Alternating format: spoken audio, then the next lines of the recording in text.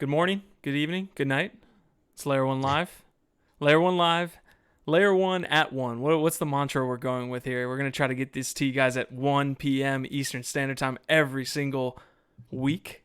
What's going on, fellas? What are we doing today? We got all the hats on because I cut off my hair, quarantine style.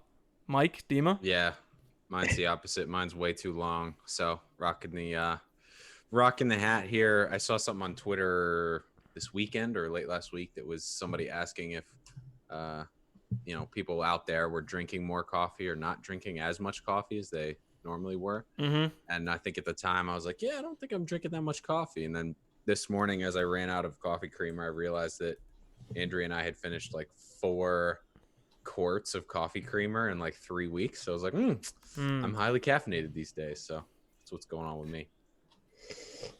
Nice. Yeah, I don't have a hat. As you can see, I didn't get the memo.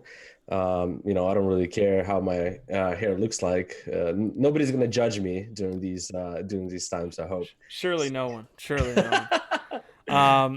As you guys saw, we had like an updated thumbnail. Let us know what you think. Welcome into the chat as we see people filling in. Go ahead and leave a like, guys, if it's your first time here.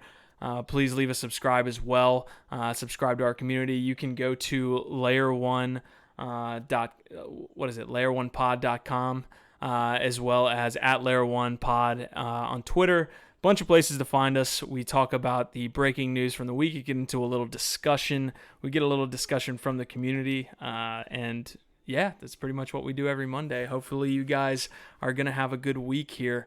Anything else before we start breaking news, guys? Updates, team news, anything like that? No. Okay. All right. I'll hit the stat. So, okay. I'll hit the stats. I always forget about it. But we will hit the stats. This week was kind of a different week. I think it had something to do with that Maple Leaf Capital episode, which had a lot to do with like USA-China relations. But top 5 countries: USA, 2 Singapore, 3 UK, 4 China, and 5 Canada. That was the top 5 countries by listens from the past week. Top 3 episodes. That Maple Leaf Capital came in at number 1. It looks like that Terraform Capital came in at number 2. And Dr. Stephen Waterhouse kicked you out, Mike, for number 3. That was the interview with Orchid. Kicked Mike's Sutler Ventures Parada Capital interview out there. And then upcoming guests, we had Solana, or we do have Solana tomorrow, which we'll release on Wednesday for 8. The Sandbox for 10. TBA for 415. And then 417, we have Jesse Proudman from Strix Leviathan on. So without further ado, let's make it happen. Nice. Jesse is actually on the 15th, just so we're good there. You could have hit me that after the episode. I don't think anyone's monitoring that. In case Jesse's listening, don't worry, we're still on the 15th. Awesome. Arthur's in the chat as well. He said, "I'm a big fan. Looking forward to XRP." Arthur, I don't know if we have any XRP talk today, but I can scramble and look for you. Without further ado, let's hit it, Dimitri. Yeah, if Arthur's got some breaking news that he knows, the insider information from XRP, definitely drop that in chat. We'll definitely give our opinions about it. But moving right along into the breaking news. So there's really not a whole lot there. Just this quick piece of news that comes out in regards to Consensys and Gitcoin. Basically, a group of companies, including Consensys and fundraising platform Gitcoin, are back in a virtual hackathon focusing on solutions for fighting COVID-19 pandemic. And, we know hackathons are pretty popular and, getting creative solutions in. But this one's going to be a virtual hackathon that's going to be designed to kind of come up with the blockchain solution to help collect like standardized data and optimization and so on, because, we definitely need like reliable data when we're gauging the pandemic and the effectiveness of treatments and so on, right? So that kind of is the goal for this hackathon that's happening. And also other co-sponsors, including Hyperledger or Open Minded, and 1 million developers are hopping in on this. The virtual hackathon is going to be between April 13th and it's going to run until May 11th. And obviously the winners are going to get some money out of it. I believe the total pool is $20K. And first prize is 10K, and then second prize 7K, and then third place 3K. So it's kind of bringing like, crypto community to see what we can do and help out maybe some of these scientists and so on with reliable data, because, it is kind of hard to come by, especially, from certain regions that might want to be censoring those things, right? So. Nice. Yep. So that was what a response. Yeah. We are so excited about the Consensys and Gitcoin hackathon there. Guys, as you hop into the chat, let us know what you want to talk about this week. We see you guys, everybody's filling in. Looks like we're up to about 12 right now. So as you guys fill in, man, hopefully you guys are having a good week. Definitely. Yeah, I'm going to hit some quick news now. So that was really only the breaking we had for today. Two quick news for me. The first one is Coinbase Custody is officially the biggest Tezos staking service. And this is interesting because they actually charge the highest fees. So, logic would tell you that would not be the case with them at 25% fees. Binance doesn't charge any fees. Kraken only charges about 7%. But alas, Coinbase is the largest. I would imagine likely because of their ability to pull down institutional sums, much larger amounts of Tezos. So at the time of the article on Yahoo Finance, they had over 65 million Tezos. That was as of March 30th, which at a price of $1.67 is like 110 million bucks. Tezos is about $1.80 or so now, so it's probably closer to 125 million. Coinbase Custody is killing it on that front. I know they obviously are managing a variety of other assets as well, but Tezos seems to be one of their major ones. Some other pieces of data in Q2 of 2019. So again, essentially quarter over quarter, they generated almost 1,200% more Tezos than they did in Q1 of 2019. So pretty significant there from Coinbase Custody. They also charge the most fees, huh? Based on that article. Yep, 25%. Yeah. So they just have all the noobs tokens basically. Is that what's going on? No, I mean, like I said, I think it's a lot of institutional as well. Okay.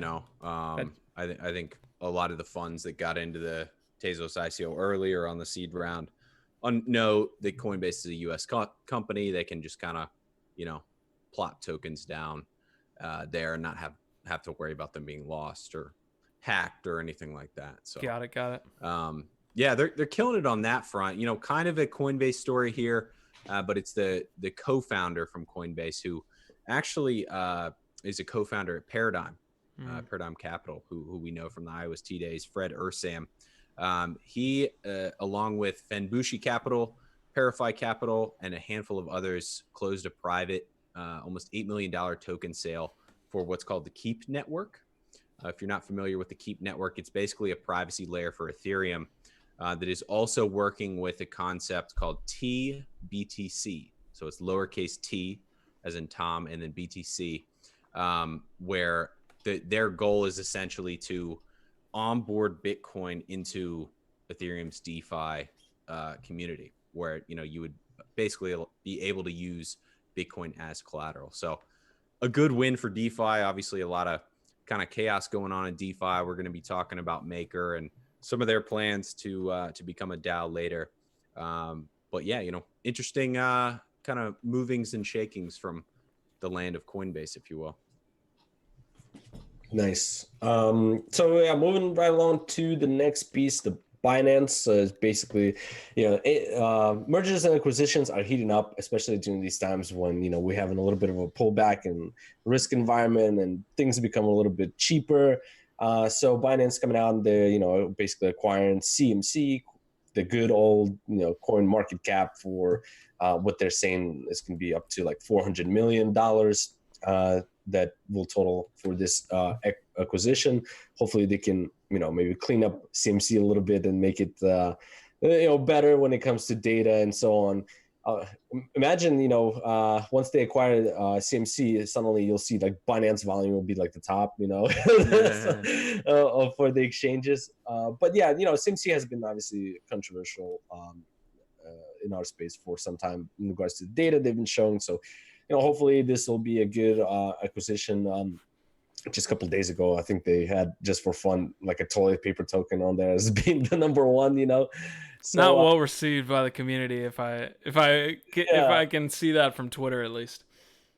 Yeah, it was definitely a backlash on that. So yeah, CZ is coming out looking to acquire CMC, and we'll see, what kind of what that's going to be all about and how CMC is going to evolve. Yeah, we'll talk about M&As here in a second too, because I think the Binance CMC acquisition will be part of our discussion piece as well. But I want to give a shout out to my alma mater here. They were in the crypto news. Decrypt actually reporting that Auburn's RFID, or radio frequency ID lab, works with Nike to combat counterfeits. So they worked with a bunch of different they worked with a bunch of different brands. It says Macy's, Kohl's, Herman K, which owns Michael Kors, using IBM's Hyperledger fabric. So just IBM's like blockchain tech. They were able to improve improve supply chain tech. Obviously, we've heard a lot about how blockchain can improve supply chain. It looks like they had about like a year's study of implementing this IBM Hyperledger tech into different objects that were created by these different brands. Obviously, Nike has hoodies, Nike has shoes, all of these things. And they were able to use radio frequency ID tech and pair that with blockchain and to make a more efficient way to, tag and correctly match on the blockchain. So just wanted to shout out to my alma mater. They're doing things in the blockchain technology space. We had another quick news segment here. Steem witnesses freeze. Looks like 3.2 million in latest tit-for-tat with hard fork Insurgents. Now that's a article from CoinDesk. Basically, obviously we know everything that's been going on with Steem and Hive. It looks like Steem or the Tron side of things froze some of the witnesses' funds on the Steem network, not the Hive network, but the Steem network, which belong to a lot of members that are currently part of that hard fork at Hive. So those members that are a part of Hive that still have Steem tokens on the mainnet had their tokens frozen up to about 3.2 million. So just some ongoing news. I know we've been talking about Steem and Hive for a long time. So that's going to be an ongoing story, but it looks like Steem is hitting back a little bit at the members of Hive who still have their tokens or Steem tokens on the mainnet. Yeah, there was a... Go ahead, Deem. Sorry. Yeah, I was gonna say this is basically the baby of a nasty M&A that happened, right? And we haven't seen something that's came out to be so negative in mergers and acquisitions so far in crypto, as far as the Steem thing went. So I just wanted to add that. Yeah, and it seems like there's some members of Steemit that are going to try to keep Steemit around. I don't know if that's Justin Sun kind of imposed or what the deal is. Obviously, you would think with the Hive, hard fork, essentially most of the Steem users, at least those who are not on board with the Tron acquisition, would jump over there. But now it's like, it's split kind of even further. There was one person in particular who, I think his name was Dan Hensley, he had like the second largest amount of Steem, after Justin Sun, and his funds got locked. So it's not good. Yeah, definitely chaos, as you said. Gotcha. Yeah. All right. Well, let's move into discussion. Let's go. Discussion. Yep. Let's hit it. So, Telegram. Telegram tends to make the news quite a bit in regards to their ICO, the gram, and the token, and all the stuff that are happening with the lawsuits and the U.S. Securities and Exchange Commission and so on, right? So the latest thing is that they're just getting slapped around when it comes to, Telegram requesting the ability to distribute the gram token to their investors. So the latest inquiry was for them to distribute it to non-US investors, which seems to be like, okay, well, that's fine. If SEC is after us, in regards to these US investors, how about we just hit the non-US ones and give them, issue them the tokens? But that got denied as well. And if you think about it just in general, since this has been happening for so long, all of these investors in US, outside of US, they all have, their capital basically stuck there. And, they can't get the token, the Gram token, and then also the blockchain basically, can't move forward in terms of launching. So, this has been going on for like so long. There's really like nobody really sees the end of the tunnel, like the light at the end of the tunnel, right? For Telegram and how nasty their ICO fundraising thing went. What do you guys think? Is this like something that's gonna drag out for a very long time, and investors are gonna pretty much lose money? Because at the end of the day, they're the ones that are getting hurt. Yeah, it's interesting. So if you kind of look back, right? I mean, like you said, the blockchain network can't launch. This started all the way back in October of 2019 when the SEC halted the Gram token issuance, just in general, kind of as a like, hey, hold on, we're taking a look at this. Then, Telegram's response to that was basically to push back the launch of the TON network. They also asked for the SEC allegations to basically just be dismissed in court, which is, kind of funny looking back on this now. Shortly thereafter, at the beginning of this year, they completely dropped support for the network wallet, for the TON wallet. The CEO was deposed, and there were more hearings, and now we're kind of here. So to answer your question, if I'm an investor, I'm super worried, understanding that I think the minimum to get in the private sale was $1 million. So there are people with significant chunks of cash invested in this, and there really hasn't been any good news on the Telegram side. One thing that the commentary mentions is that if Telegram is not able to figure out a solution, they would need to give that money back to investors. It's generally part of the settlement. Obviously, there will be fines and whatnot too. So at the end of the day, Telegram could lose the over $1 billion or $2 billion, however much they raised, plus then be due for fines from the SEC for what they're calling selling an unregistered security. So, yeah, I'm glad I didn't have some free millions to throw into that one, because you're pretty much it doesn't look good. What was the plan as far as the token model goes? Like, was that like like from a retailer's perspective? What was the plan for like the token to be utilized? Did we know that? Well, it's changed, right? So like you had a TON token for a long time. Yeah. And then once they kind of disposed of the whole TON concept, for the reason that at least that it seemed that they couldn't convince a judge or come up with a reasonable explanation as to how the TON network was going to be decentralized and completely different from the sale. So they, completely got rid of that after kind of throwing it together. And now the focus is on the Gram token. So I guess the original thesis, as maybe people thought it was going to be no different than the way a token would work on another layer one that is working on dApps or messaging applications or something of the sort, right? Any sort of kind of vertical that Telegram could shift to in their business model. So at this point, basically, the Gram token represents the money that you put in to Telegram, which is where is it now? Where is the money actually seized? Or like I'm pretty sure it's not, right? So it's the Telegram still has the money. I wonder what they're doing with it right now. And also, there's been a lot of questions from the SEC who are like, well, okay, where's the money actually going to? Like, show me like proof where like it's being spent on, like, let's say tech upgrades or something like that. And Telegram was not able to provide any of that information. So it's just like, dude, like they're sitting on so much money. Like compare that to like the Block One, where they waited, and the clearly like the money was locked up before the settlements and all those things went through.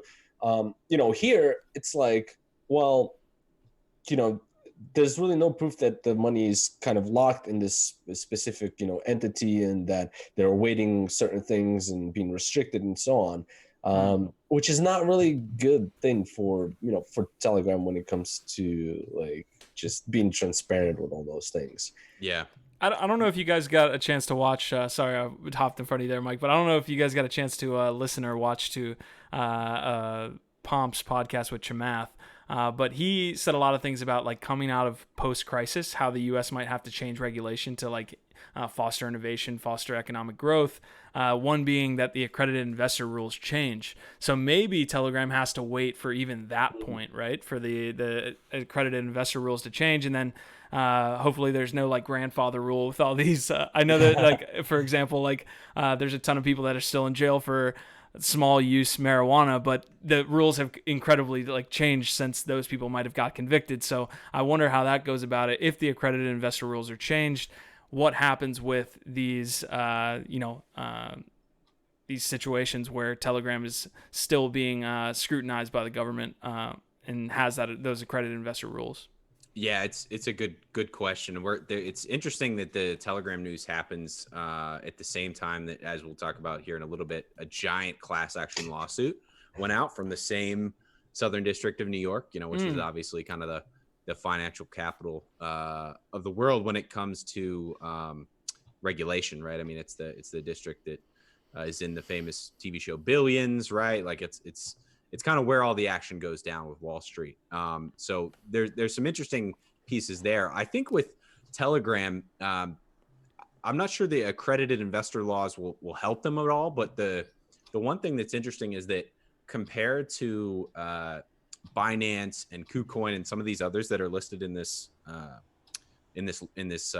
class action lawsuit, is that Telegram, as far as I know, did not sell any tokens to people who were not accredited investors, right? So even if U.S. investors did receive Gram tokens, and it was as the SEC is claiming, many other investors I'm sure at this point are claiming, so that they can try to get their money back, that it was an unregistered sale, I would imagine the fines or kind of the harm that comes to Telegram will be less because all of their investors were accredited, right? There's not a scenario where the SEC can go to court and say, hey, Telegram took advantage of all these people, right? Well, if you got $100 million and you put 5 million of it into Telegram, like clearly you're a sophisticated investor, right? You know what you're doing. You got to, work with a law firm. You got to sign all these papers.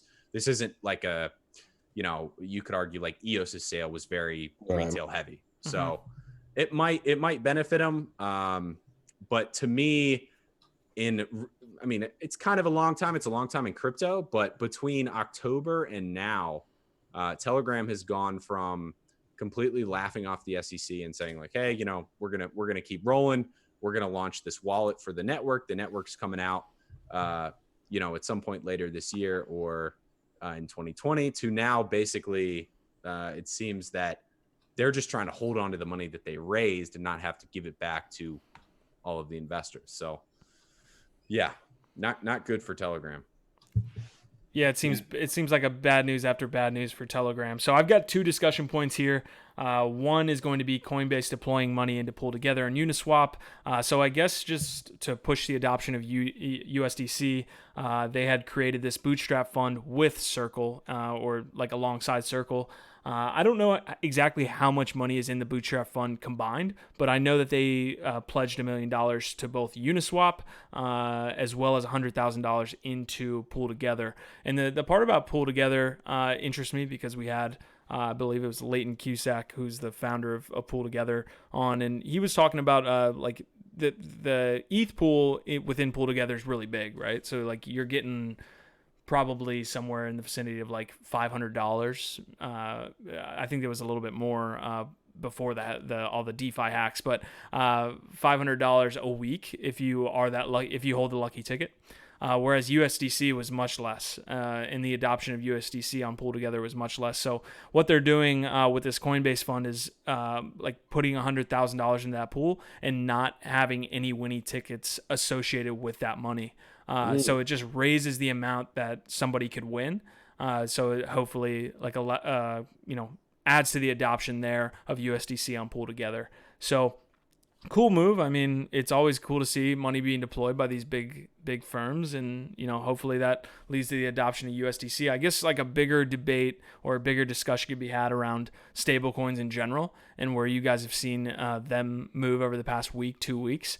So what do you guys think about this story, and what do you think about USDC here?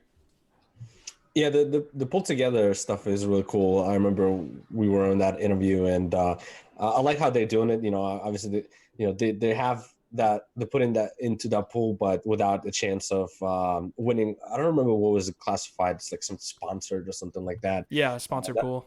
Yeah, that was really cool. So that's good to see. And, in general, we've seen just how DeFi has been struggling recently. And, overall, the money pouring into DeFi has decreased significantly just because of the risks and issues that they're having. So this is kind of like, a way for it to reverse a little bit, and have a little bit of good news and money pouring in, especially from Coinbase. That's, pretty much making quite a bit of cash, and they're sitting on it, and you have the ability to throw that in.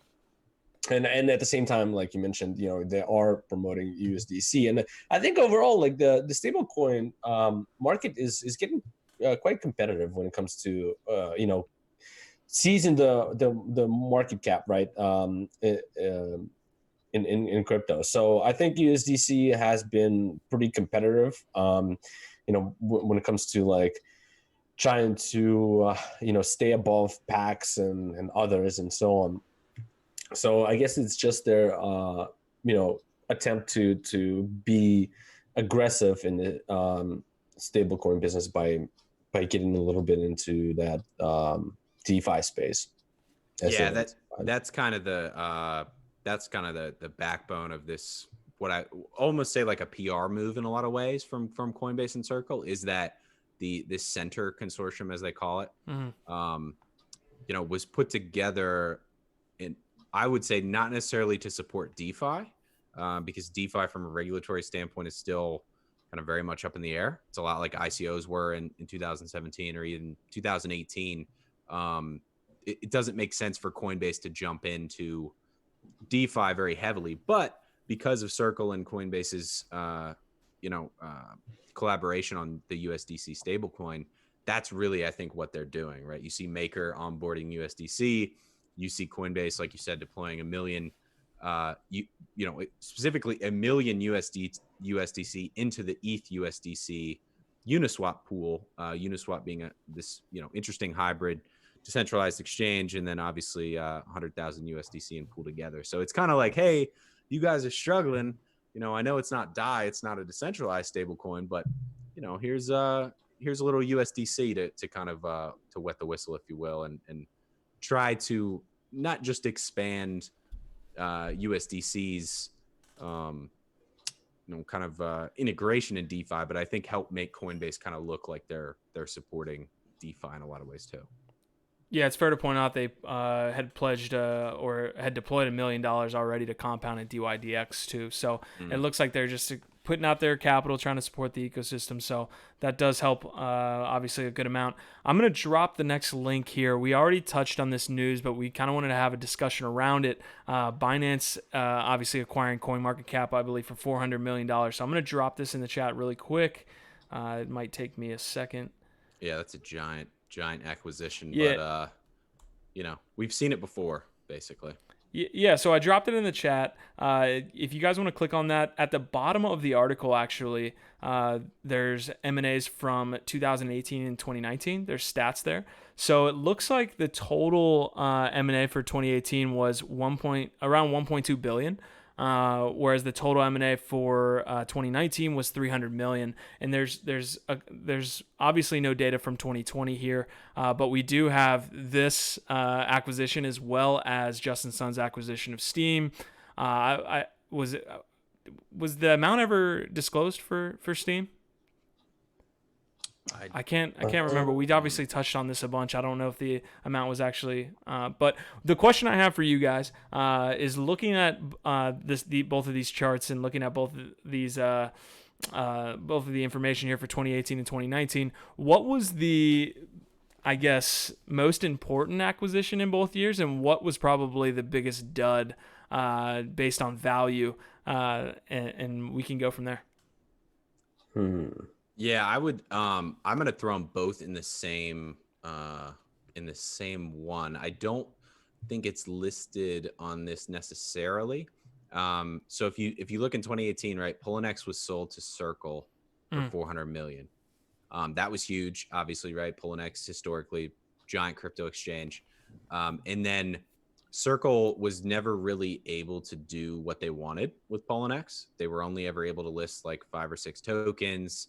Volume started declining, and basically Circle came to a point where they said we have to just offload a ton of the crypto services that we're working with because regulation is holding us down. And I think it's Jeremy Allaire went on a big kind of tweet storm and put out a big article about how the U.S. is clamping down on crypto. And all things considered, with some of the news today, he was certainly right. He kind of saw the firestorm coming. His lawyers saw it, and for having bought Poloniex for 400 million, they then sold it to Tron, to Justin Sun, for like 120 million, something like that. So I think that was certainly the biggest, because of just, I think, the tone that it set for the U.S. and regulation from such a key player in the financial infrastructure space, kind of the fintech space, and Jeremy at Circle, but was obviously, also a dud because it wasn't necessarily good news. And you saw when they sold Poloniex to Tron, as is seemingly the case with most MA involving Tron, it was also a dud, right? Like, Tron hasn't done much with that. We'll talk a little bit about how they want to come out with their own kind of IEO setup. But yeah, that would be my answer. Yeah, I really like the acquisition that Coinbase did for Zappo. Zappo has been, in the game for a while. They've been a pretty strong entity when it comes to custody and the security and so on. I remember back in the day, even before Coinbase existed, Zappo was already around, and they were doing a bunch of things like the debit cards that you could use to pay with with Bitcoin and so on. So that acquisition was great for Coinbase. They've acquired the institutional side from Zappo, and how much did they pay here? It looks like 55 million. Looks like, yeah, and that brought them above 7 billion in regards to the assets under custody for Coinbase. So I think that was a huge acquisition in the custody space when it comes to the assets under management. And Coinbase obviously is coming up on top on that. I'm not sure which one I would say is like the worst, to be honest. That's gonna be a tough one. Yeah, the one I was looking at was Earn.com, right? Because they purchased Coinbase purchased Earn.com, and I'm pretty sure that, like, Earn.com doesn't exist anymore. So did they spend $120 million on users and the software that Earn.com was using? Because that seems a little pricey depending on like what actually went down there. But Earn.com definitely does not exist anymore, and they paid 120 mil. So either they were getting a competitor out of the way, or now they're using their software, and they somehow acquired those users in the purchase. I'm not certain, but just from $20 million acquisition there, that seems a little pricey for what now does not exist. Go ahead. I was just going to say, I mean, that falls in line with, and I think you're exactly right, with CoinMarketCap in that acquisition, right? Like, CoinMarketCap is not doing anything revolutionary from like an on-chain data standpoint, but they had like 180% worth of Binance's traffic last year, right? So they had 80% more than Binance saw, and Binance saw over 100 million people visit their site. So yeah, CMC is cool. They list all these tokens. Everybody knows the data is kind of suspect, or at least not updated very regularly. But what Binance gets there is like a giant influx of users, so that now Binance can completely own all of the ad space on CoinMarketCap, which is a giant business. And if anybody goes, hey, oh wow, Bitcoin's $7,200, it's pumping, let me go buy this. Anywhere directed from CoinMarketCap now goes directly to Binance or Binance US or download the mobile app or whatever. And Coinbase has put a ton of time into their like Coinbase Earn section on their site. And I talked to a bunch of friends who, are kind of more casual in crypto, and they love that. They love being able to log on and learn about Tezos or Decred or whatever. And earning crypto. Yeah. Earn $40 worth of Tezos. And, who knows, maybe in a few months, it'll be worth $80 or $120 and they can kind of sell it there. So. Yeah, definitely. I think it is great to point out too the amount that actually happened in 2018, and then you have that decrease in 2019. But with the amount of 400 million, that one deal alone already surpassed that 300 million mark that was in 2019, all of 2019. So it's good to see maybe more of these deals happening. Some people would probably disagree with me based on the centralized kind of entities acquiring decentralized protocols and things like that, but it's good to see deals happening in the space, even though we're dealing with a bunch of obviously macro issues in the world right now. So yeah, that's cool. CoinMarketCap never raised any money either. They were completely self-funded the whole time. What a deal. Woo.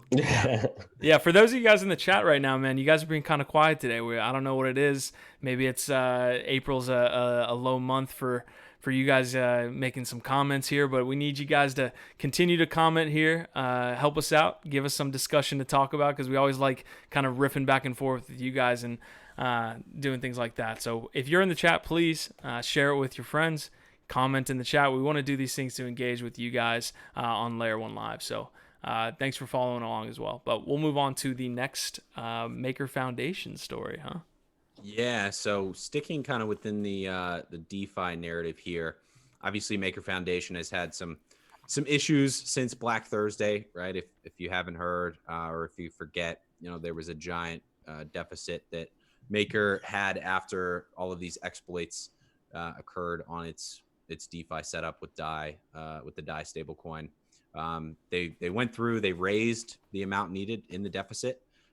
Originally, everyone was thinking that it was primarily Maker Foundation that gave back the deficit, contributed, to fulfill that deficit. But turns out it was actually, I believe, Paradigm Capital again, who was the major backer there.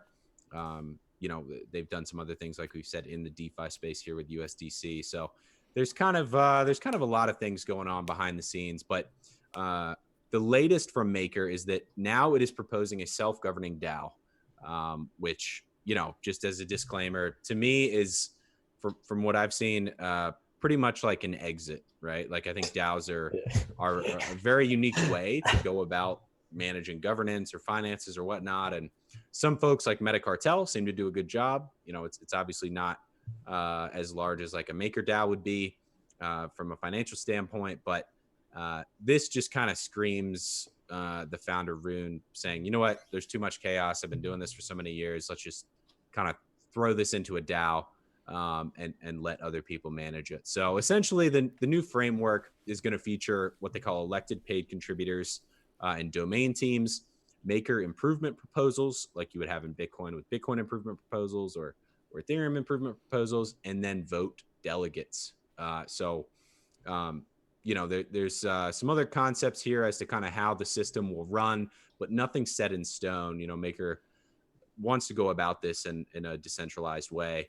They're going to release an initial set of 13 Maker improvement proposals as of today, as we're recording this today on Monday, to basically cover governance and the collateral onboarding process. So, a lot of chaos behind the scenes, right at the kind of front of the scene, if you will, with Maker. So Q, I know it looks like you got something here. What are your thoughts on this DAO setup? Do you think it'll work?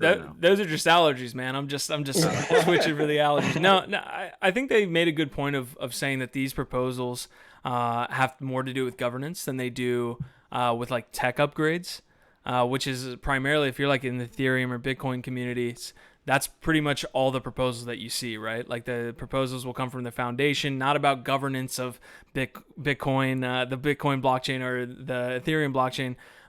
You'll see it more about tech. So this is primarily a governance situation here. I do agree with you that it is these DAO and these dissolution plans like are an easy exit, and it saves face for the team that might want to, you know, leave, as opposed to just like bouncing with a bunch of funds. They could be like, hey, but we're going to set up this structure for you. Look at these proposals that we have for you guys to run this decentralized platform. It seems more like a way to save face for people who are looking to leave. So I would agree with that. Governance is always interesting. You know, the if you've been in the EOS ecosystem, most of the proposals there have been around governance. It hasn't been like obviously you have some tech upgrades, but for those people that aren't used to governance proposals happening in these DAO proposals happening, it's always good to continue the governance you know, I guess topic. We'll see what happens, you know, with all the proposals that go out. But what do you think, Dimitri? Yeah, I was gonna say that, you know, for you always talk about these like candidates that basically can, you know, you can like politicians, they can like, you know, campaign for and like support and so on, right? So it's kind of like what they're doing, elected paid contributors and so on. So it's basically them kind of going out in the market and like saying, hey, listen, we know how many like passionate people are in our industry in regards to, you know, MakerDAO and DeFi and so on. Well, here's the structure that we're proposing that's gonna basically bring those people out and reward them in order to work on these issues and so on, you know, for MakerDAO, and hopefully, you know, fix issues and have it still living and breathing, you know, because the other side of it obviously would be just to wind down, right? And it's like nobody wants to see that. The community is huge, you know, and I'm pretty sure, you know, this is the next step to bring out maybe high quality people that have been already working on this already in the background, but not necessarily getting paid. But this is going to be a proposal that's, you know, that's going to be set up to engage those people, while maybe the, you know, the actual Maker Foundation is going to take a step back. But, you know, this is going to also take time, right? Mm-hmm. So this is not, you know, it's not happening like in a month or 2 months, right? So who knows, like where is the DeFi industry going to be altogether within the 2 years, you know? Yeah, that is one benefit. Obviously, you know, we want Maker to succeed. I think it's super important in the DeFi space. It's you know, really the kind of main player at this point. So them completely falling off the face of the earth is not good for DeFi. It's not good for ETH. But yeah, I mean, to your point, right, that 2 years is going to take a while. I think that's important that they've done it that way. They haven't just said, hey, by, you know, May 1st, like, we're out of here. Good luck. So yeah. There's some, you know, there's some good benefit there. It is interesting with these founders or these high, you know, like these members that hold high class like Rune, right? Like it's still a small community, man, like of people that are building in the space. Who knows what happens 2 years from now when this apparently all takes place. We don't even know the actual structure when they're going to leave. But for him, where does he go next, right? Because then you have the Dan Larimer situation where he builds this Steem blockchain. Hopefully Maker continues to flourish without the people who created it, but where does Rune go from there? And then my other question that we've seen on EOS, like specifically, is you have these delegated proof of stake systems, but what happens is in these governance situations where you involve tokens, you have the ability to like have a plutocracy, right? Of like whoever controls all the funds makes the rules. You know, and you've seen that on EOS already. You've seen that on other protocols. So how are they going to go about this voting system? Is it one user, one vote? Because then that could be faked. There's all these questions that go along with voting in a decentralized autonomous organization kind of way. We haven't figured it out yet, but I definitely I'm definitely looking forward to seeing what happens. Can you imagine how the regulations will change in 2 years and how that's going to affect the DeFi space? Like, you know, the tech, even the tech. It's going to be crazy. Yeah. It's for sure. I mean, it's likely going to end as many kind of DAO-like structure protocols end. We saw kind of some chaos with Factum this week as one who runs a similar way. But you're going to have these delegates, and you're probably going to have like 2 or 3 different groups within the delegates. And you'll have a few people who do all the work, right? It's like that classic science experiment project where you got 5 people and 2 or 3 of them do all the work, and the other the other 2 or 3 just kind of hang on and so at 80-20. That Pareto distribution. There you go. Nice. Exactly, it in. exactly. And I think the regulatory piece is huge, because if you have basically a dozen or so, maybe more delegates who control the governance, and these are people, right? Moms, dads, brothers, sisters, right? It's not kind of super decentralized across many countries. It becomes very easy for regulators to go to John Doe's door and say, hey, stop doing all the stuff you're doing with Maker. We're going to throw you in jail. He goes, yep, you know what? Sorry. I'm out. I'm sick of those guys anyway. Peace kind of thing. So this is kind of off topic, but I was noticing the discussion within the IGA Telegram, and one of the things that they were talking about in that chat, and I don't mean to bring up like something that we're not day to day a part of anymore, but like IOST always seemed like you always had a chance with blockchain and with crypto to kind of have governance around the world is what I'm trying to get at. Like you can set up this decentralized governance where you can have people who are in China as well as the US working together to create these ecosystems, which doesn't really happen anywhere else, right? Like rarely. Right. But one of the things I was thinking about is like, what are the effects of, and they were talking about it in the chat, what are the effects of like these crises and things that happen not in Telegram and not on Twitter, and things that happen, in the day-to-day real life, like China and US relations. Like what happens to a chain when that's primarily set up where like, oh, look at all these Eastern BPs working with these Western BPs. Well, shit, what happens if China goes to war with the US in 6 months? You know what I'm saying? Like what happens with these on-chain governance situations when things that are off-chain, like war, like you're not going to be like setting up the Zoom call when your two countries are at war. It's an interesting debate that they're having in there I was taking part of. But what do you think about that? No, I mean, so basically what you're saying is that like real world giant macro effects do actually matter in these small little crypto communities. Like, wow, people have always, it's such a naive way to look at it. I think where it's like, oh, well, we kind of govern this little, community. I'm not playing down like DeFi or DAOs or anything like this, but you have to take into account real world things that could happen or could occur. So in that case, I mean, I would imagine that would not be good, right? Like, yeah. Well, Jade literally texted Mednix and was like, I don't think any international nodes are making tier 1 next quarter. Oh, it's like, wow. Yeah. The Mednix over here kicking ass. Like, but like that makes me think, what else is going on there? Like what else? Yeah. It could be some geographical situations where people in MakerDAO have this utopian belief that like we can govern this completely fine. But anyways, Steem, so many of them. Yeah, I was gonna say it doesn't have to be as extreme as war, but even though that is something that would probably cause something like this. But imagine like even having something where it's like a Olympic like soccer match or tennis match, and like one of the countries is found to be cheating, and just like kind of like that clash between the cultures in the competitive environment that gets like salty and translated into something else. So yeah, definitely I think all those things can definitely affect that. It's very interesting. I haven't really thought about that. Then you sprinkle on all the crypto trolls in the chat too, and it's just it's a disaster. But we'll move it on here, unless you guys have any other points on that. Scott hopped in the chat. That's the only point Nice. I got. What's up? What's going on, Scott? Good to see you. So this is giant news, not just in the short term, but in the long term, in my opinion. Obviously, everybody's been aware of the Bitfinex and Tether lawsuits that have gone on. Ripple's been a part of a lawsuit. Obviously, EOS had their lawsuit where they settled with the SEC for about $24 million.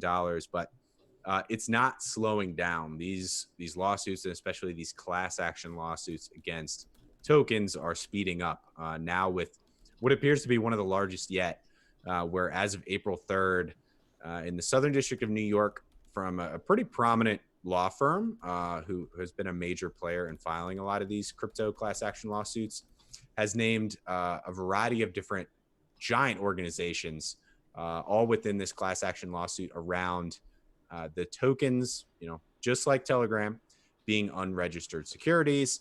And in pretty much every case, be it the token itself or the exchange, that entity being unregistered to distribute these securities. So this class action lawsuit names Binance, Civic, B Protocol, Status, Block1, KDEX, QuantStamp, Buybox, the Tron Foundation, KuCoin, and then BitMEX under their HDR global trading entity. They also go on to name individual people as well, including Brendan Bloomer, Dan Larimer, Vinny Lingham of Civic, CZ, and of course, you got to throw in the main man, Arthur Hayes there. So there's a lot to unpack here. We talked a little bit about Telegram earlier and some of the issues that they have had.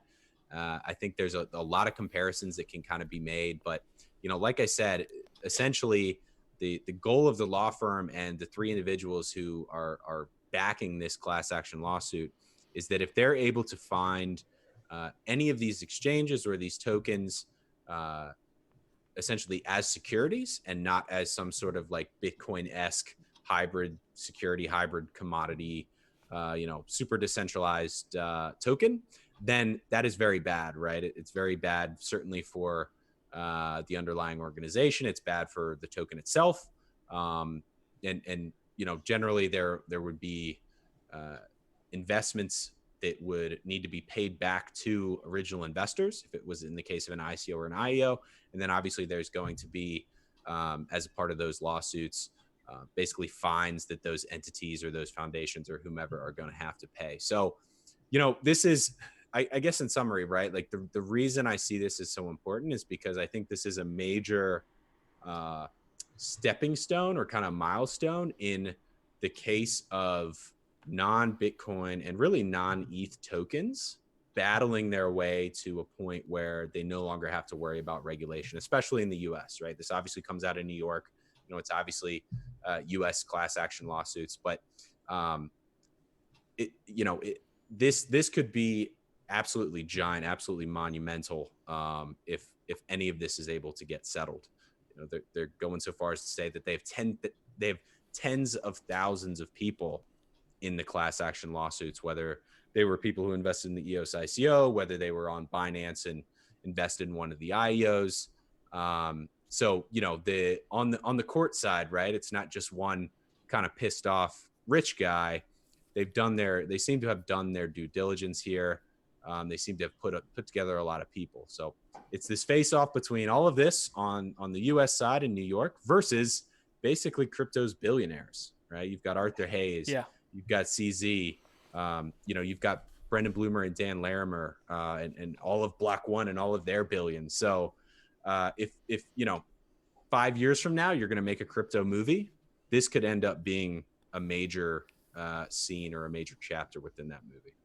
Dude, Block1, I can't imagine Block1 is like, shit, here we go again. Yeah. So it's like, yeah, it's crazy. But I think in general, just like from like the standpoint of the district court of, New York, they do see a potential bounty that can be collected, especially, with the amount of money that these companies are making. I think that does put a bullseye on them, and and they're like, hey, listen, here's what we're gonna do. We're just gonna outright just gonna make all these lawsuits, spray and pray that something will stick, and we'll get tiny bits, those that crack. Or those that settle, which is essentially they're going to get paid there. So, obviously, fuck these guys. I'm serious, man. Like, this is okay. So first of all, it's a who's who of people that are being that have these lawsuits that are being filed against them. Who doesn't have the money to fight these to begin with? Like, I'm looking at the names. Obviously, KuCoin's fine, QuantStamp's fine, Status. Like, most of these people are going to be completely fine. I'm looking at. I feel bad if like I don't know Buybox, I don't know KDEX, I don't follow those platforms. So hopefully they have some money in the bank. But to KuCoin, to Quantum, to Block One, this doesn't really. I mean, they're going to be able to have the money to fight this, but to be honest, just fuck them. Dude, Yeah, I get that. see the reaction of Arthur Hayes when he sees this come across his desk. He'd be like, "What Probably the fuck?" same thing. Probably the same thing. This is trash, you know. I'm looking for a quote from Block One. I can't seem to find. Oh, here it is. Because this is just like so Block One. You know, obviously they've already settled with the SEC. What was it, 24 million? And you're exactly right. It's a who's who of people with money in crypto, because the law firm and the people putting up the money behind this and the people doing all of the work to set up the class action know that they could seriously get paid, even if it just goes to settlement initially, right? You got billions and millions of dollars behind these entities. You know, if you can grab 30, 40, 50 mil and take home most of that, like you said, fuck them. But it's, you know, it's viable, at least from a making money standpoint. But anyway, such a shitty way to make money. Capitalism, yeah, happens all the time. It happens all the time. But this is why we can't get shit done in the U.S., man. This is why we can't have nice things. This is why. Scott, go ahead. Or as they would say, this is why you can't sell unregistered securities in the US. Some of those rules are bullshit anyways, man. Protecting investors. Give me a fucking break. I'm sorry I'm being so, cussing so much. Scott's in the chat. I asked him, hope your Monday's going well. He said it is. I woke up to a pump in the market. He said, on this discussion we just had, he said, agreed, I'm no billionaire. Don't ruin my investment potential because you have no love for this wild space. He also says America, where you can sue anyone. So, well, let me ask you this, Scott. I mean, if it keeps getting closer, like what would it take to kind of jump in that class action lawsuit yourself? How much are we talking about? How much? You still hold your EOS. It's way down from when you bought it in ICO or whatever. I mean, everybody, no, just the low cost of the price of your soul. Yeah, right, exactly. But anyway, I want to get to this quote because this is absolutely hilarious in my opinion. The spokesperson for Block One said, "We are aware of the opportunistic complaints filed against several blockchain and cryptocurrency companies. We have not been served with any claims, but we are well prepared to address anything that may arise." So they just like straight up double middle finger, like bring it on. We've already been down this road. Decrypt has a great article here. I'm gonna drop it in the chat here on YouTube so that you guys can follow along. But they do a good job of basically laying out some of the major folks who are involved in the lawsuit. So I can kind of run through them here real quick. The filing against Binance basically is saying that they use the exchange to sell securities without a license. It includes EOS, Bancor, Status. Obviously, the whole IEO concept is going to be a giant thing because they, hosted it on the exchange. They use their own token.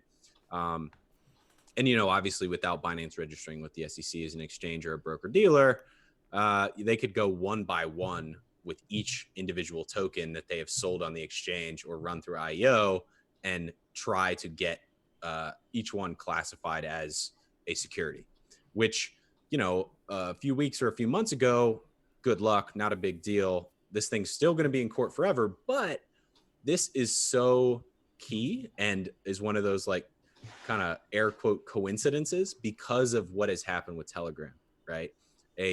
On a preliminary basis in New York, a judge has said Graham tokens are securities, right? So there's precedent to say that selling a token in exchange for money can be considered a security in the area where obviously this lawsuit is being filed. So as far as Binance, they're filing it on behalf of Binance users, blah, blah, blah. I imagine that's where they get a ton of the folks within the class action lawsuit. Again, they're claiming tens of thousands of people. The lawsuit against Tron, if any of them are in trouble, I would say Tron haven't necessarily crossed their T's and dotted their I's. The lawsuit talks about the white paper and how, Tron and very expressly says we are not a security.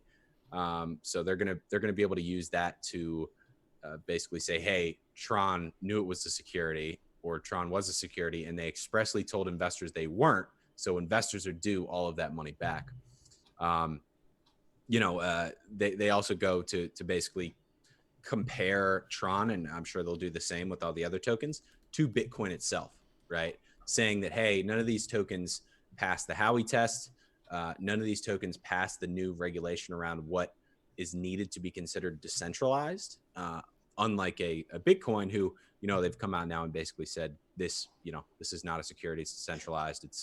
It's whatever you want to say. So that's Tron. EOS is my favorite.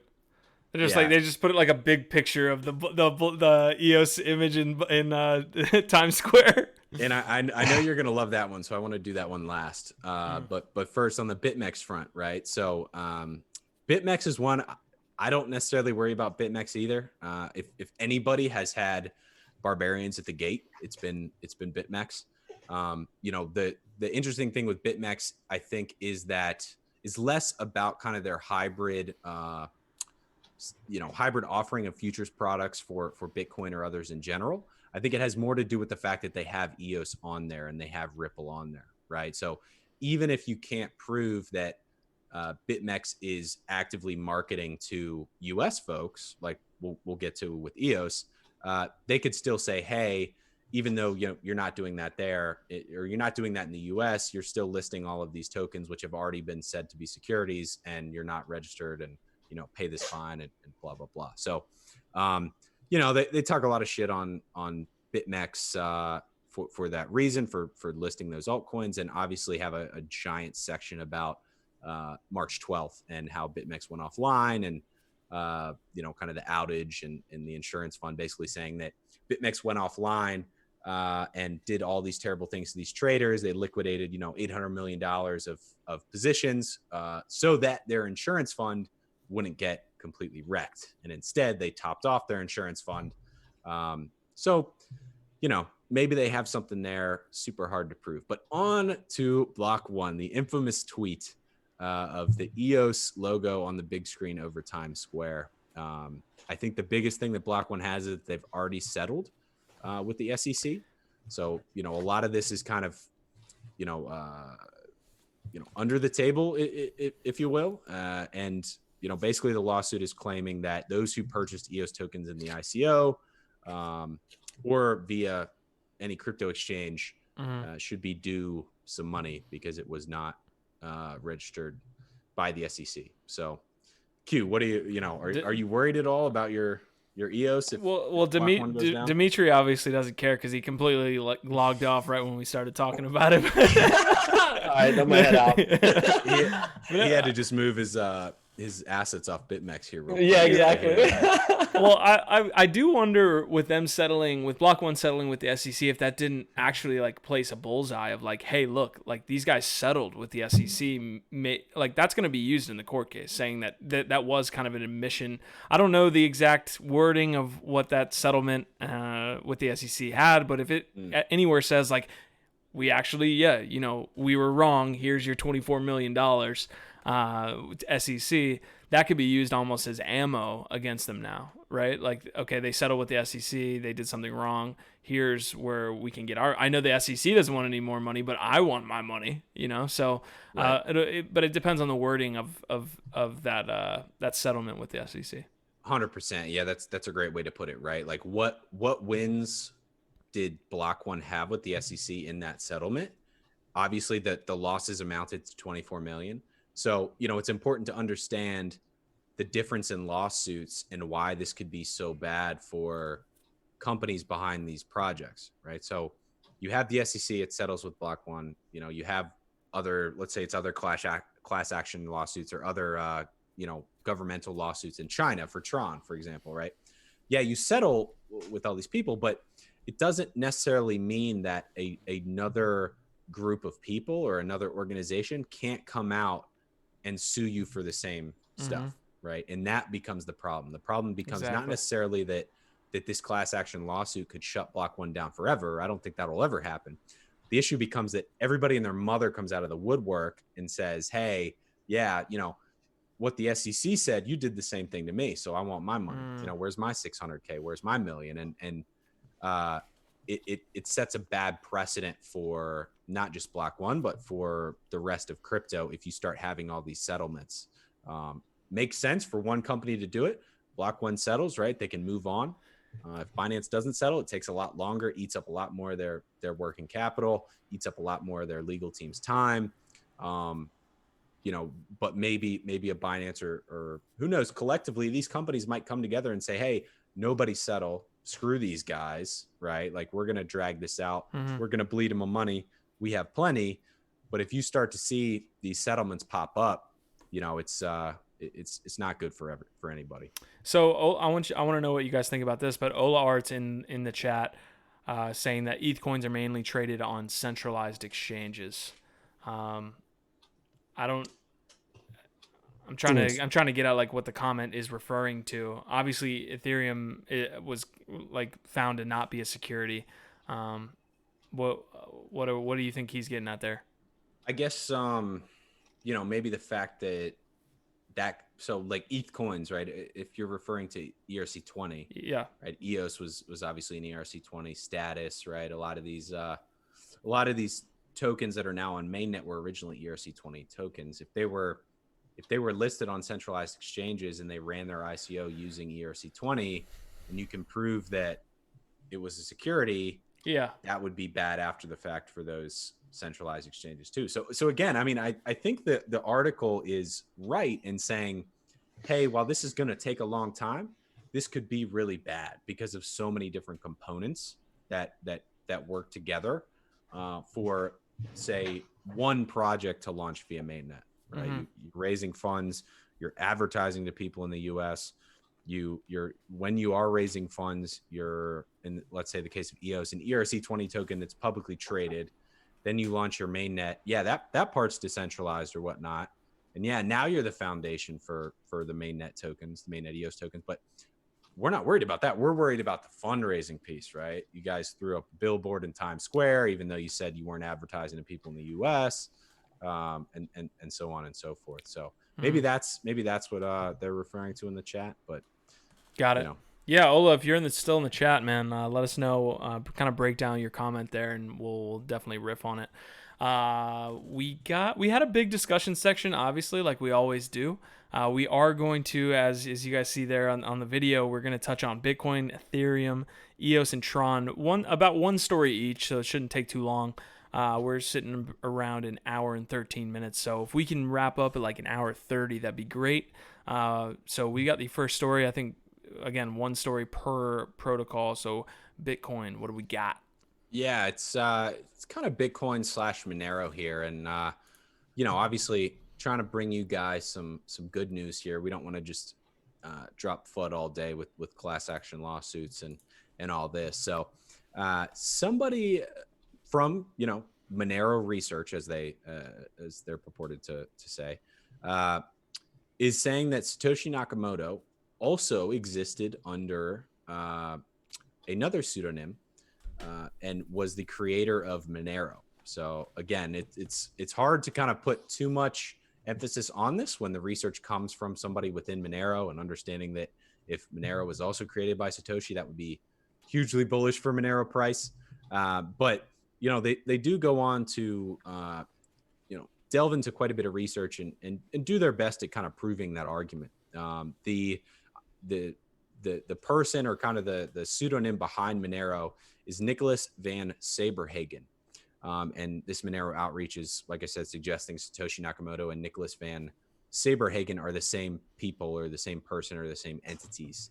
They go on to say that there was really clear motive in releasing the crypto note white paper for Monero, because Satoshi had previously talked about privacy being something super important that Bitcoin would need. Satoshi had done some work on stealth addresses and ring signatures and a lot of the other privacy focused pieces of tech that Monero uses. So that was a big piece. They did kind of some stylometry tests, which is basically a theory around the fact that if you can prove handwriting or a specific pattern of writing, then you can understand, better that a person is the same person writing two different white papers, Bitcoin and Monero, or if they don't match, that they're not the same person. And both they were able to find some contractions like can't that were used a lot. The way favor was spelled was used the same. The wording in the paper was kind of eerily similar. And then both documents also used black and white line drawings with both solid and dashed lines. So, it's a conspiracy theory, right? It's one of those things that I don't think anybody's ever going to be able to prove for obvious reasons, but it seems to be enough to kind of get Monero moving. It's over $1 billion market cap. It's up almost 23% in the last 7 days. So, I'll pitch this over to you guys. Do you think there's any chance this could be the case, or is this just kind of somebody on the Monero side trying to pump some bullish news in at a time when one of their main people, Fluffy Pony, has moved on, and while it maybe fundamentally isn't a big deal from a PR standpoint, they got some backlash for that a little bit. Yeah, I mean, my favorite part of this whole article is a quote at the end. XMR Halen, Monero outreach organizer. The quote says, "Like many of, I'm still processing this. I will, though, say with confidence that if Satoshi Nakamoto is Nicholas Van Saberhagen, Monero was Satoshi's greatest work." So that's a hell of a quote. I mean, I don't really have a dog in this fight. I think that writing styles, obviously as Bitcoin became more popular, people are going to start kind of looking at the way Satoshi wrote his white paper and could copy that type of writing style or the way that he talked in Bitcoin talk. But I couldn't say either way. Right.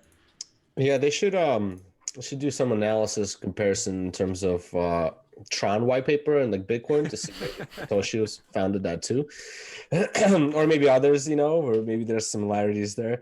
But my question is, who's in charge here? I don't understand. Who's in charge? Who's in charge? Who's in charge? I think it's a PR thing, to be honest. Yeah. It's pretty clear, but it's always interesting to, everybody, when some piece of news comes out like that, about Satoshi and like how it's possible they make all these theories and stuff, our community lights up and like, and also it becomes very controversial and there's a lot of arguments but yet at the same time, like you get in like a bunch of marketing that's done for free basically because you throw in like some kind of controversial topic onto the crypto community and suddenly your token is trending, like so I think that's kind of what the deal is with that. Gotcha. Yeah, so time will tell. What's your guess here, Mike? I don't know. I mean, I'm a huge Monero fan, so I'm super biased. I would certainly guess that is not the case. Mm-hmm. But it's so hard to say. I mean, it makes sense, right? Like kind of the privacy components and some of the things Satoshi did around privacy makes sense as to why he would go over and be the same person for Monero. I find it a little harder to believe that we're just now finding out about it and someone's just now kind of coming to this potential resolution. Many, many years later, I would think that this would have been pushed before and would have kind of been speculative before, but who knows? So either way, Monero's, pumping like crazy. If it's a pump and dump here, I'm sure we'll see soon. So you know why the real reason this is coming up is because Craig Wright is being found to not be Satoshi. Now we need another target. That's so Vanderhagen or whatever the heck his name is. It has to be the guy. So I got the next story. We're moving on to ETH here. I will switch over the column, but this is my story, so I can't do both at the same time. We were talking about Sandbox.game. The Sandbox, as it's called, a game created by Animoca Brands. So a popular, a popular firm. They funded Dapper Labs as well. So Sandbox, we talked about it last Layer1Live, so we're not going to have the discussion all over again, but they did have that third pre-sale that we discussed, actually, the details in the last episode. It looks like roughly 3,400 ETH was sold out within 4 hours, or within the first 5 hours. That's about around 450K. That's 99% of the total allocation for that round. So looks like a successful pre-sale for them. I think they have one more round that they have to announce. That's going to be, obviously the land is going to be marked up a little bit more because you did have that discount. I think they had pre-sale 1, pre-sale 2, and pre-sale 3 where people could go in. And I actually took part in this, and Layer 1 actually does have space in this land now. So I actually threw it up there. I actually threw it up in the comment section so that you could click in and see where Layer 1 had that land. Through a stroke of luck, we were able to figure out how to get land right in that prime real estate next to that big Atari estate, as well as the Roller Coaster Tycoon estate. I guess someone overdrafted their ETH wallet when they initially, because basically what happened was right at 10 a.m. Eastern Standard Time on whatever the hell day it was last week, this thing opened up. It was like a front-end interface. Obviously, the back end was handled on the blockchain, but their front-end interface could not handle the capacity of what was happening at the same time. Yeah, exactly. At the same time of what was going on the blockchain. So what happened was, especially around like the prime real estate, which I'm specifically talking about this big Atari estate, if you have it open, it started to like fill up green, because basically what happened was it was all gray except for like the Sandbox Blues and Atari and a couple others that had their spaces beforehand based on their partnerships. But basically the whole map was gray. And then right when it opened up, everything started spotting up green. It was like, and it, mainly around this Atari estate, it was like once the Ethereum transaction went through, or so they thought, the green started filling up, and the whole map started filling up to the whole map now being green. But apparently what happened was the front end was a little wonky. So somebody, I guess, put in multiple transactions to this Atari estate, and they started to like unfill, essentially. So they started showing up gray again, and some were legit and some weren't. So basically what must have happened was someone overdrafted their MetaMask wallet. They purchased the estate, did not get the estate, so it showed up gray. Layer 1 goes in, snags up the estate, and then right after that, I shit you not, I was shitting my pants because I didn't know if I was losing funds. It reminded me of the ICO days, is what I was saying, where people were like losing funds, complaining about it in the Discord. But like the estate that Layer 1 bought changed hands like 8 times after that, at least on their front end, right? Like not on the blockchain. So freaking out, but we ended up getting a good estate there. So if you want to check out sandbox.game, hopefully in the future when Sandbox opens up, Layer 1 will have like a cool little estate there, or I'm selling it for $1 million. Yeah, do that in a heartbeat for sure. What up Atari? We're neighbors now. So what's up? You guys want to come on the podcast and talk about all your fun stuff going on? You know, we're in your neighborhood now. So yeah, it's funny, man. I feel like probably what happened was that you had a variety of people who maybe they didn't use enough gas or kind of have way set right, and you know, sent everything they had in their wallet to get it, and then realized it was wrong. But as that transaction was still sitting in the mempool unconfirmed, right?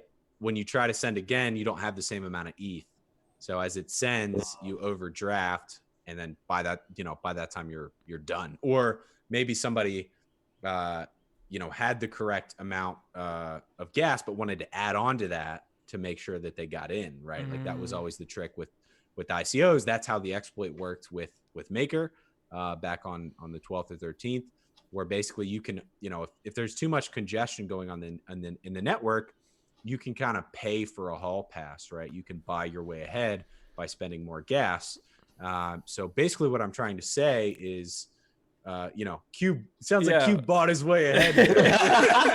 Hey, we have experience, right? We're talking to an ICO master right here. I would love to get to like one of those good ICO stories on one of these Layer 1 lives one of these days, because I think my favorite was the Ethorse one. That was a good one where the Ethorse community was like so excited that I do you want to touch on it now, or do you want to get to it later? No, let's get it's too sad of a story.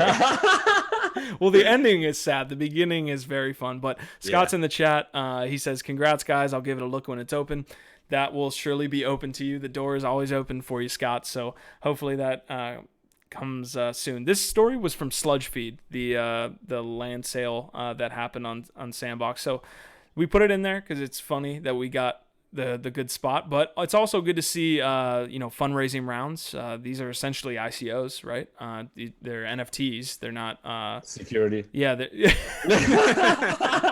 yeah, I'm out. I'm gonna do it. But it's good to see these pre-sales selling out. There's still interest. There's definitely good interest. Even in a bear market, there's interest for these land tokens. So it's good to see this specific niche taking off a little bit. I'm excited to have these guys on. We're obviously going to talk to them. When is it? This week, right? Yeah, this week. Yeah, so it's going to be exciting to just talk to them about what their plans are and expanding what are they seeing in terms of the future for Sandbox, because right now the speculators are coming in right hot. So let's see what they have for us as far as the juice goes. Yeah, for sure. Maybe you guys can get some intel so that whenever Layer 1 disappears and Q sells his land for $1 million, hit him up with the Layer 1 class action lawsuit or something there. No, it's awesome. I'm excited to hear you guys talk to them as well, and definitely to see. Make sure to obviously ask when they're going live so that we can when mainnet. Check it out. Yeah. Yeah, it'll be interesting, man. All of the land, at least the 3x3 estates, the large ones, they went for 2.4, so 2.4 ETH. So they were all selling out. People could buy individual parcels, but we got the same land that was like 100 yards away from Atari. It was the same price as the one we got right next to Atari. So hopefully that does well. But anyways, we got this EOS. Before we get to that, Ola Art said all centralized exchanges require KYC, so I figure anybody trading on these exchanges will be exposing their personal info as more lawsuits are popping up. So it looks like he was saying it from I feel like that's not going to affect that individual trader though. Is that So all centralized exchanges don't require KYC. Most of the ones that are based in the US do. Certainly other countries as well because of some of that regulation, right? But Binance's main qualm with regulators and certainly BitMEX's main qualm with regulators is that because they don't require identity verification, unless you want say an increased amount of withdrawals, more than 10 BTC or something. Yeah, I think Binance is 2 BTC, so it's still a ton of money. But that's the main qualm, right? Is okay, you're hosting this futures exchange or this centralized exchange where who's running it, right? It's very clear who the Binance team is. You don't know. The problem is less of not knowing who is behind the exchange and more of not knowing who your customers are, right? Who are you taking money from? Because if they're laundering money or doing anything else illegal, this becomes a huge issue. So well, I think I do get what he's getting at, where customers that would want their anonymity on exchanges like Binance, that I don't think Binance is working exclusively with the SEC or anything like that, I don't know how Binance is working with the U.S. government or the SEC, but somebody who has their information within Binance, when this lawsuit hits them or when this lawsuit hits a centralized exchange like Binance, then they have to give up all their information, that information being the user that wants anonymity and no longer has it because of the lawsuit. Right. Yeah. So I see. Okay. I get what he's getting at. Right. So if you've gone through, let's take Binance, for example, you've gone through that identity verification and you've got the, 10 BTC or 100 BTC withdrawal limit. Yeah. I mean, now a government body, whether you're in the US or not, has this information. That's super bad. For a variety of reasons. I guess it's bad if you're doing illegal stuff. But trying to hide it. Yeah, that makes trying to hide it, or you're avoiding paying taxes on it, right? I mean, that was a huge thing with Coinbase, when Coinbase basically handed over all their records to regulators and to the IRS. So, win Costa Rica or win Puerto Rico. I need to win Puerto Rico, bro. Not Costa Rica. God, I'm sure that's nice too for those. Costa Rica is awesome. Yeah.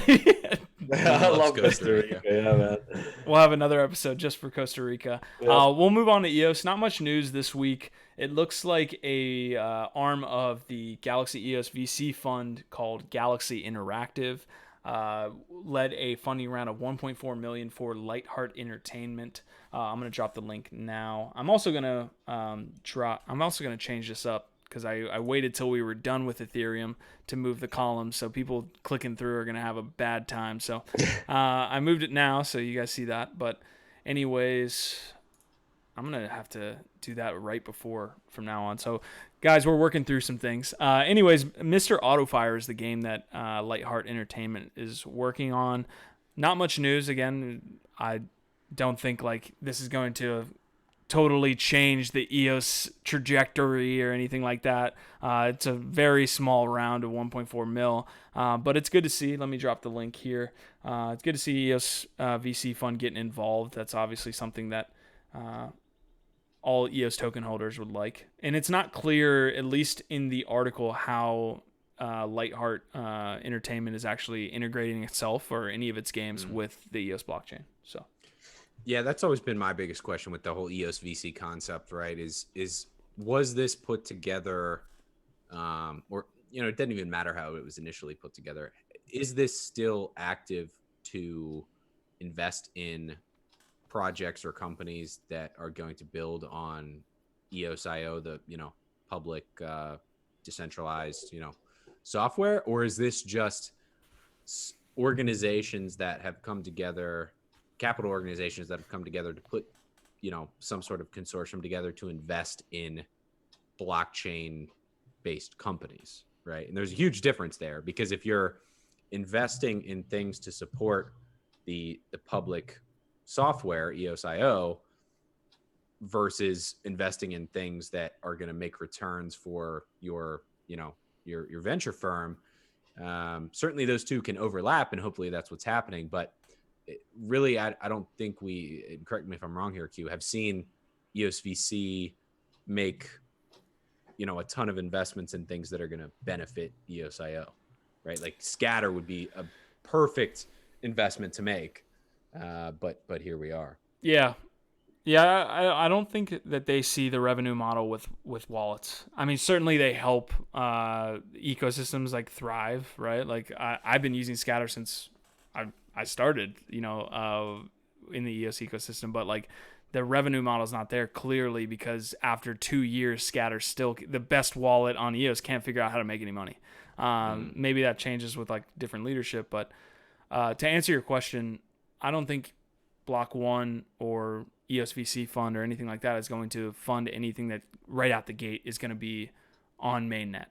On EOS, the decentralized protocol. It's going to start however it's going to start, and then hopefully maybe one day make its way to the main protocol. That's at least how I see it. Or if you could, let's say you have this grouping of popular games, right? That even if they don't use the blockchain, right? When talking about Mr. Autofire, the whole concept of Lightheart Entertainment is that they want to develop mobile games that kind of immerse you and are as intense as non-mobile games, right? Games you would play on the computer or on console like Xbox or PlayStation. So that concept in general is super cool, right? Like I'm somebody who doesn't really play games on mobile for that exact reason. So if you can deliver a game like Mr. Autofire or whatever it is that now becomes some giant mobile game, even if it's not blockchain based, maybe their linkage to EOS through EOS VC fund. Maybe the EOS token is able to be used to purchase skins on Mr. Autofire or something like that. You kind of take the Tron route in a lot of ways, or the Binance route, where it's just, hey, how can we immerse this token? How can we get the Mr. Autofire community to interact with the EOS community, kind of thing. So maybe that's the thought. Go ahead, Dima.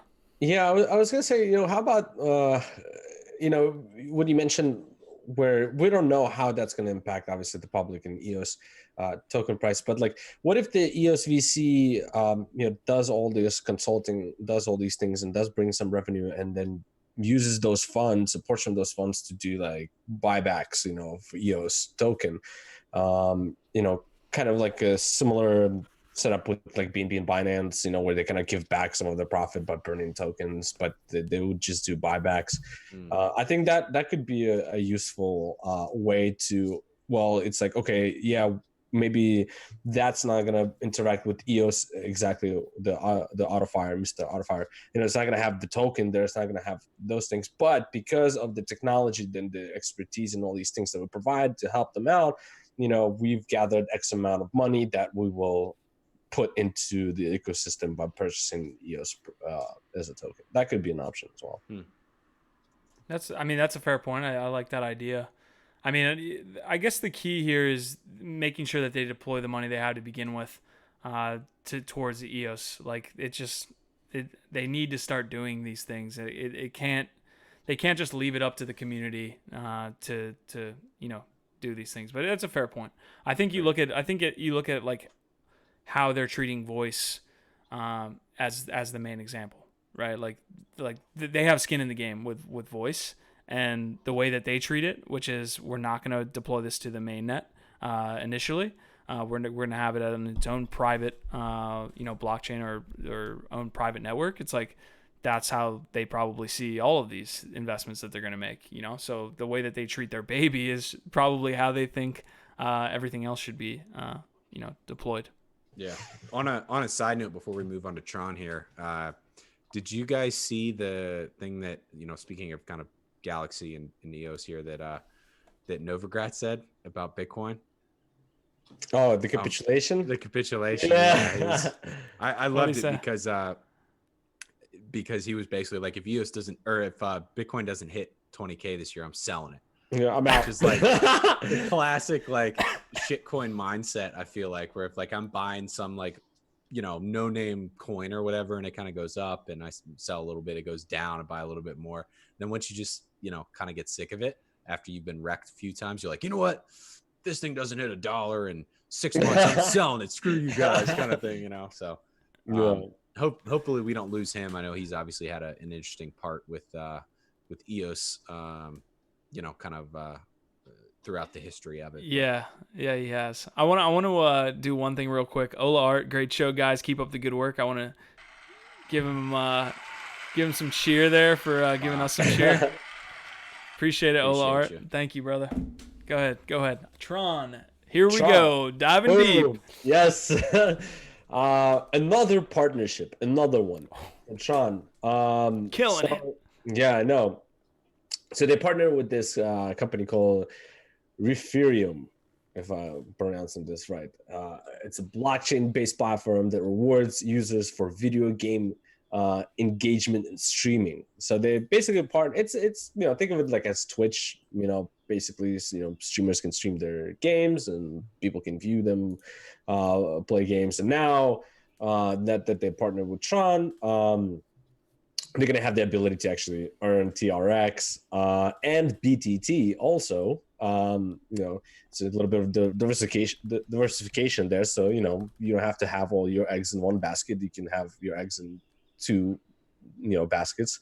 So it's, basically it's a streaming platform that's just going to have, Tron on there. They have some users on there. I did go on there, obviously it's going to be way smaller than the streaming services that are available right now, like Mixer, Twitch, and so on. Right there, I saw the streamers that they had on there. I think the top one had only maybe 1,000 viewers. But also then, well, how many of them are real? What are actual numbers of, because in streaming services like Twitch, they're very aggressive in terms of pointing out and isolating bots and so on, right? But now we have Tron, and Tron's kind of thing with that is in question. So it's gonna be interesting because the streaming services platforms are very competitive. Obviously, we've seen that Mixer is trying to get into the game by spending tons of money on attracting these influencers, basically, that bring the community from Twitch that they built onto Mixer, and they've paid a ridiculous amount of money to be able to have those leaders that come there. So Referium is trying to do the same thing, but only through using TRX and BTT as a rewarding system for those streamers to come over to do that. But let's be honest, really big influencers, streamers, they're not gonna really go and switch over from the monetary base that they're getting on regular like bits and dollars and so on from like Twitch and so on. They're not going to move their community themselves, and start streaming on this to earn TRX and BTT. So it might attract some streamers, but I think the scope of like just how big of a community they're gonna bring in to earn BTT and TRX is gonna be very limited. Unless Justin starts handing out them greenbacks like Mixer does, you need a few million or a few billion to start paying some streamers and. Yeah, and I don't think it's a very hard process to convert Tron to like implement a system where the streamer wouldn't even hold Tron essentially. So someone could donate in Tron and the streamer would get whatever DLive token or whatever stable coin or something like that. Yeah. I mean, if crypto continues, like if we see another bull run, what you have is like a bunch of people with a solid amount of money essentially. So like one thing I noticed like within the Ethereum community is like they can do these land sales because it's almost like the small version of Joseph Lubin, right? Like basically you have people that invested at a low like price point and then it shoots up to whatever it does. And now they have disposable income essentially, right? Like that's the reason people were paying 2 ETH for CryptoKitty because they were like, well shit, I have 1,000 ETH. 2,000 of them, yeah. It's like, so like you do have an opportunity with crypto and streaming because you'll have users with a ton of money. Whereas I think right now with streaming in general, I don't think you have people with a lot of money. Like certainly like if you have a ton of people viewing you, like if you have 2,000, 3,000 viewers, 10,000, 15,000 viewers, like the big time boys, right? Like you get $1 from each of them, you're good. But like with crypto, I feel like you have the ability to like have 15 users with a shit ton of money shell out if they like you, But they already have crypto like for like on platforms like Twitch and maybe I haven't seen it on Mixer yet, but on Twitch some streamers will have their crypto wallets there, so if you want you can make donations already there. So it's like unless it's something really different and changes then what is the competitive side of it? Yeah. The interesting thing in this article to me was that Referium, and I don't know enough about it, but it's supposedly a blockchain based platform that, like you said, rewards users, but they reward users for video game engagement and streaming, right? Mm-hmm. So I've always thought if there's a way that you can reward people who are watching the stream, that becomes a different incentive mechanism, right? Because the problem you have, like any other network or social media platform, is that you're only rewarding those who are the ones who are actually playing the games, doing the streaming, right? Which there are very few people who do that, and then even a much smaller number who do that with any sort of size and following. So you end up with a ton of demand from platforms like Referium or DLive or Twitch or Mix or whatever, a ton here, a ton of demand without very much supply on the streaming front. So how do you build that ecosystem out so that instead of just solely incentivizing streamers, you're also incentivizing people to just come in and watch streamers in general? Yeah, but if you think about it, it's the people that watch streamers, they're already getting a value out of it because they get entertained in a way, right, through just the content that they watch. And that's very popular right now because of just how everything is, and especially with the pandemic and everybody sitting home. Like kids now actually watch streamers play games more than they watch Nickelodeon and cartoons, right? Sure. So like there's a value there that they're already getting. It's kind of like thinking of, imagine going to like a theater. I know it's kind of crazy, but imagine going to a theater and you pay for your ticket, and then they pay you to come there too. Like what? You're like like come on, man. So like but that's the new model, though. You know what I mean? Like that the model of being like, well, if you buy Bitcoin, you get exposure to its volatility. Yeah, that's great. That was great 5 years ago, but now you can buy Bitcoin and lend it out, right, and get additional percentage on top of that volatility. So it's that play to earn model that you're talking about, right? Right, exactly. That's a shift. Yeah, for sure. So I don't know. I mean, my biggest thing, right, like Tron versus anybody other than maybe ETH, Tron partners and purchases and does more than any other platform, right? Like if you're looking solely at activity, Tron should be right up there with ETH as far as like a respected platform. But the issue is always the way that they go about it, right? Like Justin Sun can almost not like get out of his own way to make this stuff work. You buy BitTorrent, and there's massive fallout with people who are working at BitTorrent because of the way that Justin Sun handles things, right? Same thing with Steem. DLive seems to, be okay, right? Like that kind of quote unquote partnership that they've made. Like we haven't really heard anything bad out of that, but how many people, my question there would be how many people are using DLive? How many people are watching streamers or streaming on DLive that are in crypto that won't use it solely because it's a Justin Sun thing? Right? Yeah, that's true. If he can get past that and, kind of get out of his own way, these could be giant partnerships, where they're able to bring in a lot of users. And if I'm somebody who likes to casually watch streaming, and I can watch it on Referium and get this random Tron token worth of, pennies versus watching it on Twitch and just getting blasted with ads, Right. Yeah, I agree that. Yeah.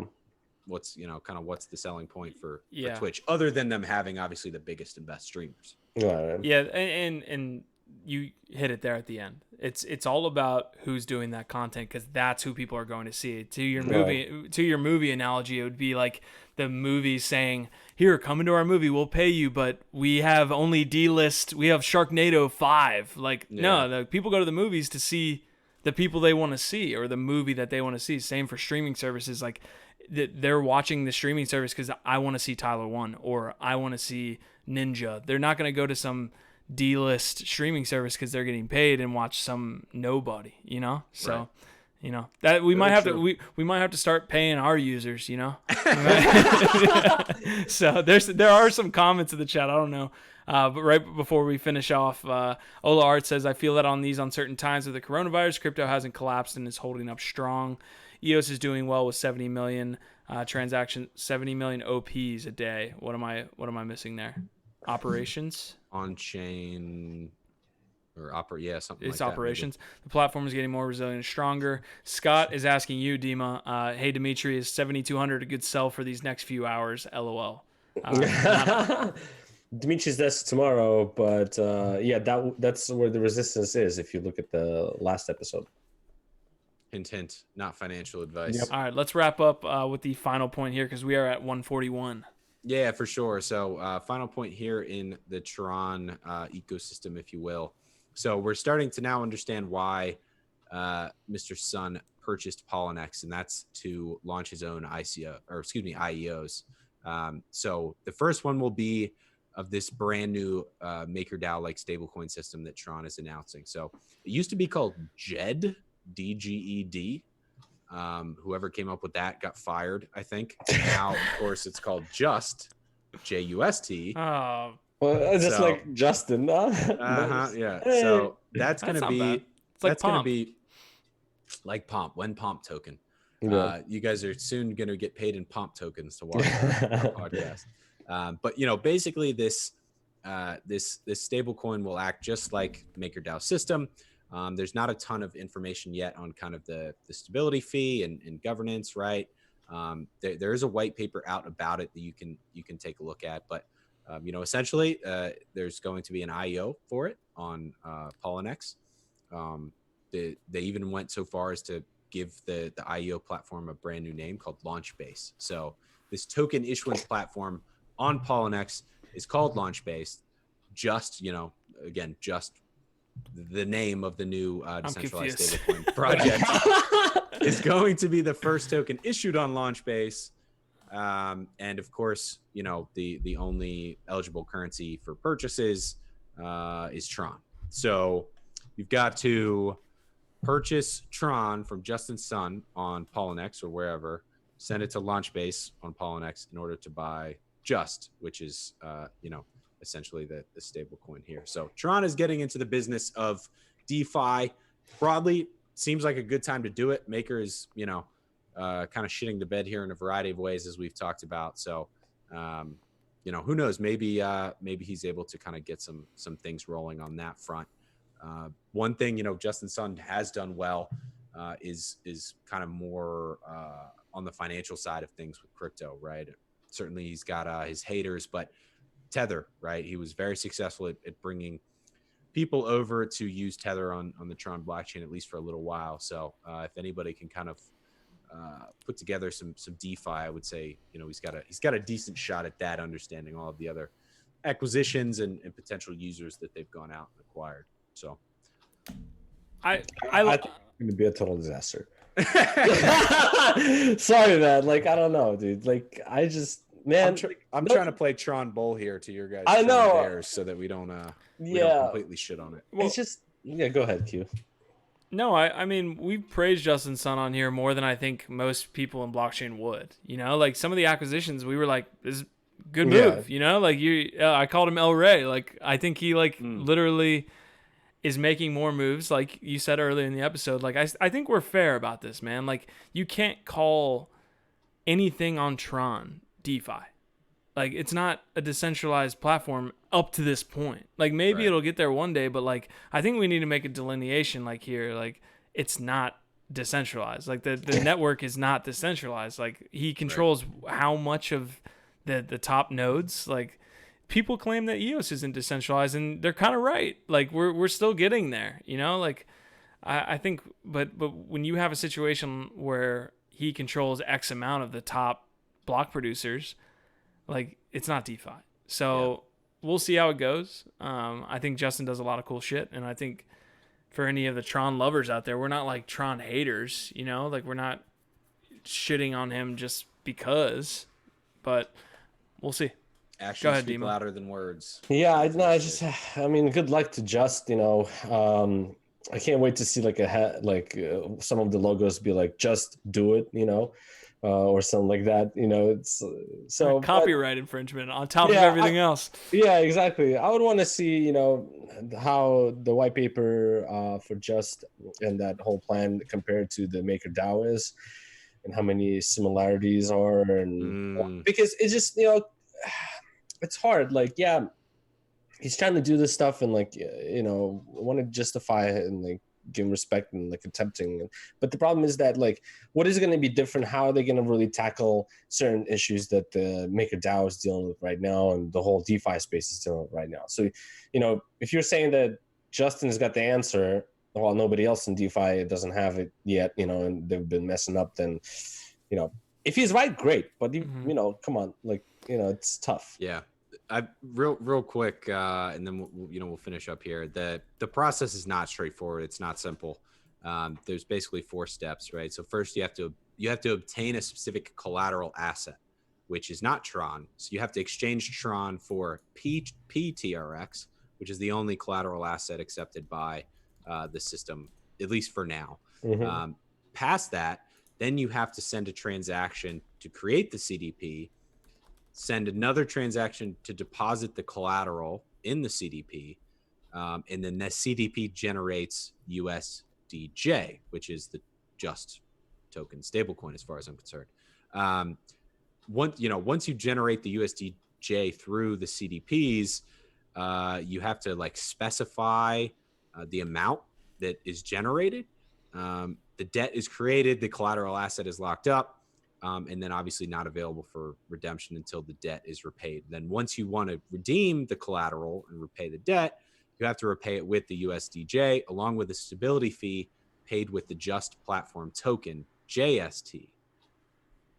Finally, the CDP, the collateralized debt position holders can send a transaction to the Just system to retrieve all of the collateral assets. So you've got Tron token, the P-Tron token, you've got the Just system as a whole, you've got the USDJ stablecoin, but then there's also a platform token, JST or Just. We're losing listeners platform. By the second. So, congratulations. Don't do it. Yeah, congratulations to everybody who has figured out how to do that and is currently exploiting the Just platform like Maker was. Ola's in the chat. Oh, first of all, Scott said, thanks for the stream, guys. So we got to hit him with something that is not buffering right now. There we claps. go. Yep, there's the claps. Thank you, Scott. Ola's in the chat says the only positive thing that came out of it is that users have tokens on Steemit and same amount on Hives due to the fork. So he made some cash there. The silver lining. Yeah, Made some cash back on the fork. Yeah. Yep. Guy, I did want to point out one quick, like, I'm going to hit on this for 15 seconds, but we had Maple Leaf Cap on the last episode, and he gave a shout out to Kane. He thinks he's doing a lot of cool things. I appreciate a lot of what Maple says. I think he's got his head on straight. He like sees things correctly as far as I'm concerned. But he shouted out Kane from Synthetics, and Synthetics launched their synthetic Australian dollar over the past 2 days. So I just wanted to give a shout out there.